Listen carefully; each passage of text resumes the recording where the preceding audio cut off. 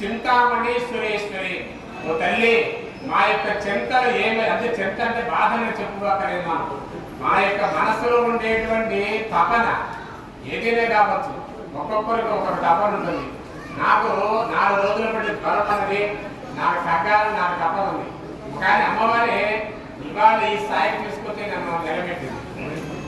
అలాగా ఒక్కొక్కరికి ఒక్కొక్క విధమైన తపన కలుగుతుంది.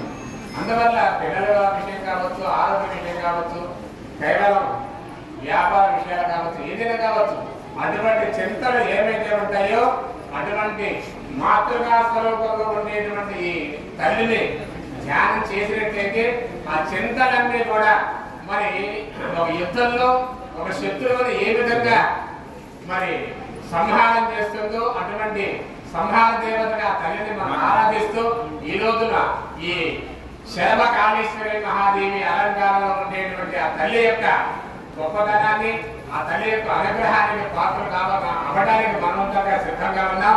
జయహో మాత, జయహో జయహో. మొట్టమొదటి కార్యక్రమంలో అమ్మవారు ధ్యానం చేసుకున్నాం. అమ్మవారి ధ్యానం అయిన తర్వాత ఘంటానాదంతో అమ్మవారికి మంగళహారతి కార్యక్రమం జరుగుతుంది. మంగళహారతి అయిన తర్వాత మీరు ఎవరు లేవద్దు, అక్కడే ఉండండి. మొదటి తర్వాత గోప సేవ ప్రారంభమవుతుంది. అది ఇంతగా గొప్ప విషయాలు గోప సేవ గురించి కూర్చొని ఎక్కడ లేదు కూర్చోండి, తర్వాత మా దేవస్థానం వాట్సాప్ గ్రూపుల్లో దాదాపుగా 27,000 మంది ఉన్నారు. చెప్పండి, వస్తుంది 27,000 మంది ఉన్నారు మా దేవస్థానం వాట్సాప్ గ్రూపులో. భక్తజన సైన్యం ఉన్నారనిపించింది. అందువల్ల అందులో పండితులు ఉన్నారు, డాక్టర్లు ఉన్నారు, లాయర్లు ఉన్నారు, జడ్జీలు ఉన్నారు, మరి ఐపీఎస్ ఐఎస్ అన్ని రకాల వాళ్ళు ఉంటారు. కవులు మర్చిపోయి మా పక్కన ఒక కవి, రచయిత అన్ని కూడా ఆయనే. ఇంతకుముందు మొట్టమొదటి అమ్మవారి యొక్క సాంగ్ పెట్టా, ఆయన గురించి మర్చిపోయి వేరే మాట్లాడుతున్నాం.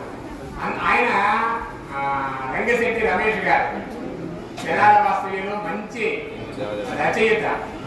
మీ అందరికీ కూడా అమ్మవారికి భగరాముఖి మాత మంగళం అనేటువంటి ఒక గేయం రచించి తన సొంత ఖర్చులతో రికార్డు చేయించి మనకి సమర్పణ చేశారు.